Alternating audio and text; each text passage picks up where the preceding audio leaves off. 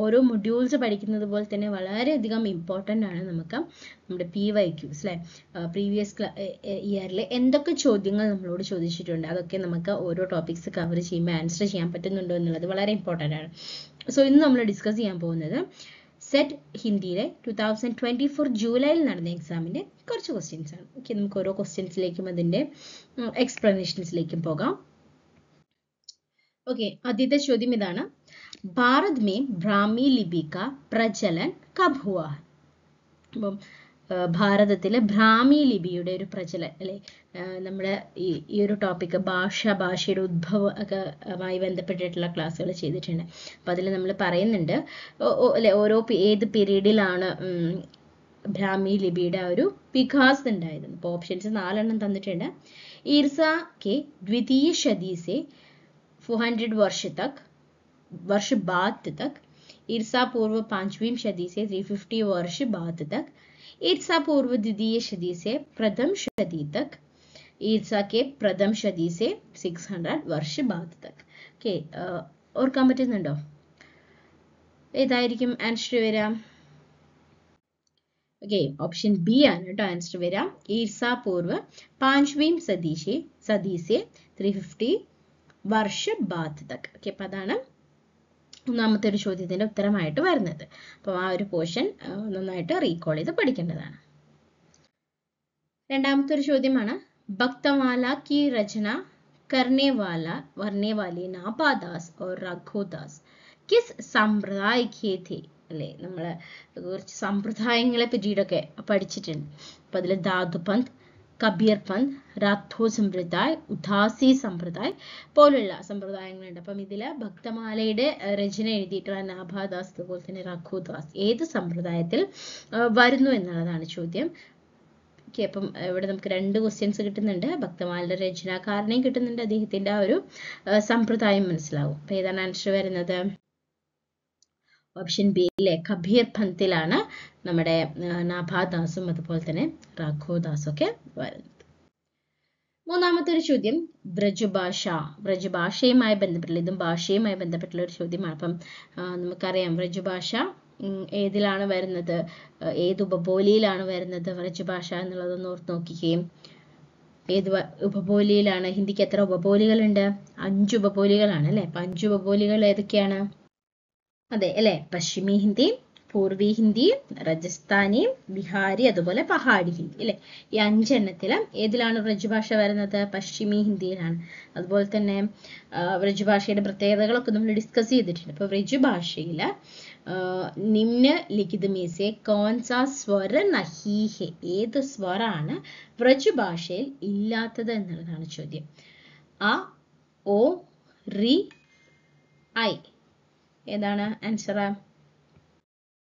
So അതിന്റെ ഉത്തരം വരുന്നത് ഓപ്ഷൻ സി റീ ആണ്. ഓക്കെ, കുറെ ആളുകൾ അതിന്റെ പ്രൊനൗൺസിയേഷൻ ഇറു എന്ന് പറഞ്ഞു കേട്ടിട്ടുണ്ട്. ആക്ച്വലി അതിന്റെ പ്രൊനൗൺസിയേഷൻ റീ എന്നാണ് കേട്ടോ, RI ഫ്രീ. അപ്പം ആ, ഓ, ഐ അല്ല ആൻസർ, റീ ആണ് വരുന്നത്. അപ്പം നമ്മുടെ വ്രജ് ഭാഷയിലുള്ള സ്വരം ഏതൊക്കെയാണെന്നുള്ളത് നോക്കി വെക്കണം. ഇതിൽ പെടാത്തത് ഏതാണെന്ന് നമ്മൾ ചോദിക്കാം. ചിലപ്പോൾ നമ്മളോട് തിരിച്ചും ചോദിക്കാം, കുറച്ചെണ്ണം തന്നിട്ട് ഇതിൽ സ്വരം ഏതാണെന്ന് ചോദിക്കാം.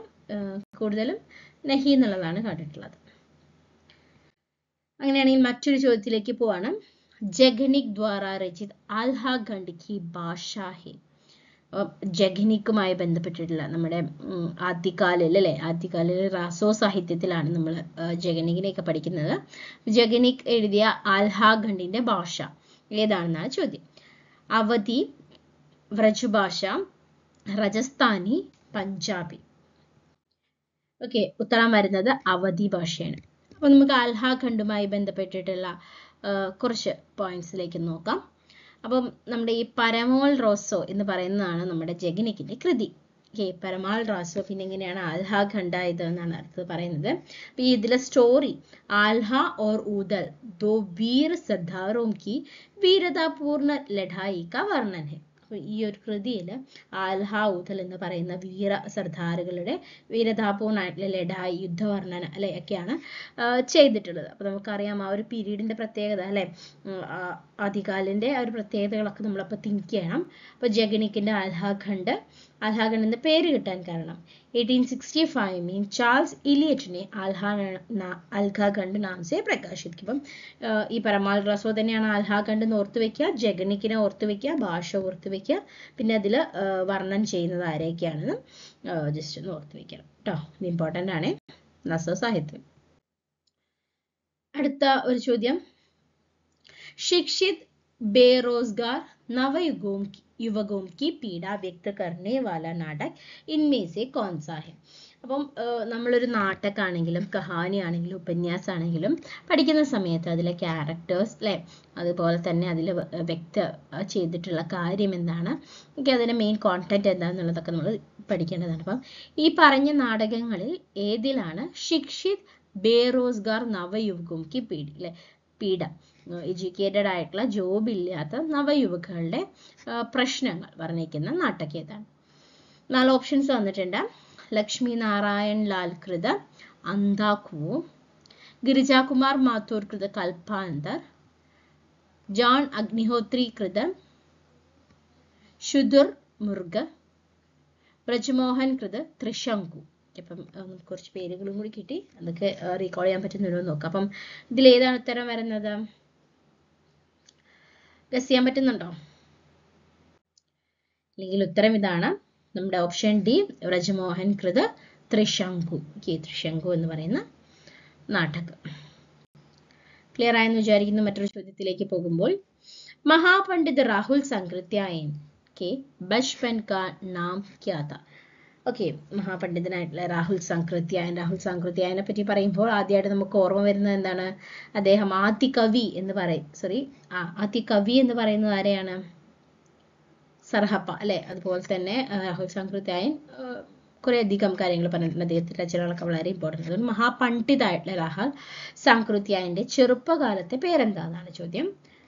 ഒന്നാമത്തെ ഓപ്ഷൻ കേദാർനാഥ് പാണ്ഡെ, ഗോവർദ്ധൻ പാണ്ഡെ, റാം നരേഷ് പാഠക്, ജാനകി പണ്ഡിറ്റ്. ഓക്കെ, അപ്പൊ ഉപനാമങ്ങളും അതുപോലെ തന്നെ ചെറുപ്പകാലങ്ങളിലെ പേരുകളൊക്കെ ഇമ്പോർട്ടൻ്റ് തന്നെയാണ്. ഇതിന്റെ ആൻസർ വരുന്നത് കേദാർനാഥ് പാണ്ഡെ. ഓപ്ഷൻ എ, കേദാർനാഥ് പാണ്ഡെ എന്നുള്ളതാണ് രാഹുൽ സംകൃത്യായന്റെ ചെറുപ്പകാലത്തെ പേര്. അതൊക്കെ ഓർത്ത് വെക്കണേ. അടുത്തൊരു ചോദ്യം, सूफी प्रेमाख्यानों का कालक्रमानुसार सर्वप्रथम रचना किसे माना जाता है? സൂഫി പ്രേമാഖ്യാനുമായി ബന്ധപ്പെട്ടിട്ടില്ല അല്ലെ, സൂഫി രചനകളൊക്കെ ഉണ്ട്. അപ്പം അതിൽ വരുന്ന ഏറ്റവും ആദ്യത്തെ രചന ഏതിനെയാണ് ഏറ്റവും ആദ്യത്തെ രചന എന്ന് പറയുന്നതെന്നാണ് ചോദ്യം. അപ്പം ഇത് വരുമ്പോൾ നമ്മൾ എന്ത് ചെയ്യണം? ഭക്തികാലിലുള്ള അല്ലെ ഡിവിഷൻസും അതൊക്കെ നമ്മൾ മനസ്സിലേക്ക് വരണം. സൂഫി പ്രേമാഖ്യാനിൽ വരുന്ന രചനകളാണ് പത്മാവത്, മൃഗാവതി, ചന്തായൻ, മധുമാലതി. ഇതിലേതാണ് കാലക്രമാനുസരണത്തിൽ ഏറ്റവും ആദ്യം വരുന്നത്?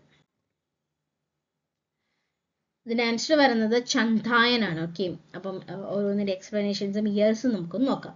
ആദ്യം വരുന്നത് പത്മാവതാണ്. പത്മാവത് 1540 പബ്ലിഷ് ചെയ്യുന്നത് എഴുതുന്നത്. ലേഖക് നമുക്കറിയാം അലി മുഹമ്മദ് ജായസി അല്ലെ, ജായസിയുടെ പത്മാവത്. രണ്ടാമത്തെ ഓപ്ഷൻ മൃഗാവതിയാണ്. മൃഗാവതി 1503. ഓക്കെ, 1503 മൃഗാവതി. ലേഖക് കുത്തുപ്പൻ. കെ കുത്തുപ്പൻ. നമ്മൾ പറഞ്ഞ ഉത്തരം ചന്തായൻ. ചന്തായനിലേക്ക് പോവുകയാണെങ്കിൽ ചന്തായന്റെ വർഷം 1379 അല്ലെ. ആ വർഷങ്ങൾ കാണുമ്പോൾ തന്നെ നമുക്കറിയാം ഏറ്റവും ആദ്യം വരുന്നത് ചന്തായനാണ്. മുല്ല ദാവൂദാണ്. മുല്ല ദാവൂദിന്റെ ചന്തായൻ. നാലാമത്തെ ഒരു ഓപ്ഷൻ വരുന്നത് മധുമാലതിയാണ്. 1545 മധുമാലതി പബ്ലിഷ് ചെയ്യുന്നത്. റൈറ്റർ ആണെങ്കിലോ മഞ്ചൻ, രചനാകാർ മഞ്ചനാണ്. ഓക്കെ, അപ്പം ഓരോ ലേഖക്കുകളെയും പഠിക്കുന്നതിൻ്റെ ഒപ്പം തന്നെ അതിന്റെ വർഷങ്ങളും കൂടി എന്ത് ചെയ്യാം, നോട്ട് ചെയ്ത് പോവുക എന്നുള്ളത് ഇമ്പോർട്ടൻ്റ് ആണ്. അടുത്തത് നമ്മുടെ ഇമ്പോർട്ടൻ്റ് ആയിട്ടുള്ള ലേഖക്കാണ് ജയശങ്കർ പ്രസാദ് അല്ലെ. जयशंकर प्रसाद के नाटक को नारी जागरण का महत्व महाकाव्य कहा जा सकता है. किस नाटक को? ओके, ജയശങ്കർ പ്രസാദിന്റെ ഏത് നാടകത്തിനെയാണ് നാരി ജാഗരൺ അല്ലെ, ഒരു വുമൺ അപ്ലിഫ്റ്റ്മെന്റ് അല്ലെങ്കിൽ വുമൺ എംപവർമെന്റ് എന്ന് പറയുന്ന ഒരു ടോപ്പിക്കിൽ നമുക്ക് പറയാനായിട്ട് സാധിക്കുക എന്നുള്ളതാണ്. ചന്ദ്രഗുപ്ത, സ്കന്ദഗുപ്ത, ജയമയേജ്, का नागयज्ञ ധ്രുവസ്വാമിനിയാണ് നമ്മുടെ ജയശങ്കർ പ്രസാദിന്റെ അന്തിം നാടകം കേട്ടോ. അതുപോലെ തന്നെ ചന്ദ്രഗുപ്തും സ്കന്ദഗുപ്തും ജയമേജൻ നാഗയജ്ഞ ഒക്കെ ഇമ്പോർട്ടന്റ് ആയിട്ടുള്ള നാടകങ്ങൾ തന്നെയാണ്. ഓരോന്നും ഡീറ്റെയിൽഡ് ആയിട്ട് നോക്കാം. ഉത്തരം വരുന്നത് ധ്രുവസ്വാമിനിയാണ്. ധ്രുവസ്വാമിനി എന്നുള്ളത് ഒരു സ്ത്രീ മായി ബന്ധപ്പെട്ട സ്ത്രീകളുടെ അപ്ലിഫ്മെന്റുമായി ബന്ധപ്പെട്ടൊരു അദ്ദേഹത്തിന്റെ അന്തിം നാടകമാണെന്ന് കൂടി ഓർത്തു വെക്കാം. ഇനി നോക്കുകയാണെങ്കിൽ ചന്ദ്രഗുപ്ത സ്കന്ദഗുപ്ത അല്ലെ, ചന്ദ്രഗുപ്ത യുനാനിയോം കാ ആക്രമൺ കാലിൽ എഴുതപ്പെട്ടിട്ടുള്ള ഒരു രചനയാണ്, ഒരു നാടകമാണ്. സ്കന്ദഗുപ്ത അതുപോലെ വിദ്രോഹി കാലിൽ എഴുതപ്പെട്ടിട്ടുള്ള ഒരു നാടകമാണെങ്കിൽ ജയമയേജ് കാ നാഗയജ്ഞ ആര്യോ ഓർ നാഗോം, അത് രണ്ട് ജാതികളാണ്. കാ സംഘർഷ് പർ ആധാരിത് നാടക് ഹി. അങ്ങനെയാണ് ആ ഒരു ചോദ്യം അവസാനിക്കുന്നതെങ്കിൽ അടുത്തൊരു ചോദ്യം, കല ഓർ ബൂട്ടാ ചാന്ദ് കിസ് ഛായാവാദി കവി की रचना है? കല ഓർ ബൂട്ടാ ചാന്ദ് ഏത് ഛായാവാദി കവിയുടെ രചന? ഛായാവാദിലെ 4 സ്തംഭുകളുടെ പേര് തന്നെയാണ് ഇവിടെ കൊടുത്തിട്ടുള്ളത് അല്ലെ. സൂര്യകാന്ത് ത്രിപാഠി നിറാല, ജയശങ്കർ പ്രസാദ്, സുമിത്രാനന്ദൻ പന്ത്, മഹാദേവി വർമ്മ. ഛായാവാദ് കെ ചതുർസ്തംഭ് എന്നുള്ള പേരിലാണ് ഇവരെ അറിയപ്പെടുന്നത്. അപ്പൊ ആരാണ് ഉത്തരം? ഉത്തരം വരുന്നത് സുമിത്രാനന്ദൻ പന്ത് ആണ് കേട്ടോ. ഓപ്ഷൻ സി സുമിത്രാനന്ദൻ പന്ത്. അങ്ങനെയാണെങ്കിൽ നമുക്ക് സുമിത്രാനന്ദൻ പന്തിന്റെ കുറച്ച് രചനകളൊന്ന് നോക്കാം. അദ്ദേഹത്തിന്റെ ഛായാവാദി രചനകളിൽ വരുന്നതാണ് ഉച്ഛ്വാസ് 1920 വരുന്നത്, ഘ്രാന്തി 1920, വീണ 1927, പല്ലവ് 1926, ഗുഞ്ചൻ 1932. ഇനി പ്രഗതിവാദി രചനകളിൽ വരുന്നതാണ് ഗ്രാമ്യ 1940, യുഗാന്ത് 1936, യുഗവാണി 1939, യുഗപന്ത് 1948. ഇനി അരവിന്ദ് ദർശൻ സെ പ്രഭാവിത് സ്വർണ്ണ കാവ്യം. ഇതൊക്കെ അങ്ങനെ തന്നെ നോക്കി വെക്കണം കേട്ടോ. അപ്പം ചിലപ്പോൾ നമ്മളോട് ചോദിക്കാൻ കുറച്ച് രചനകൾ എന്നിട്ട് ഇതിൽ അരവിന്ദ് ദർശനുമായി ബന്ധപ്പെട്ടിട്ടുള്ള രചന ഏതാണെന്നുള്ള രീതിയിൽ.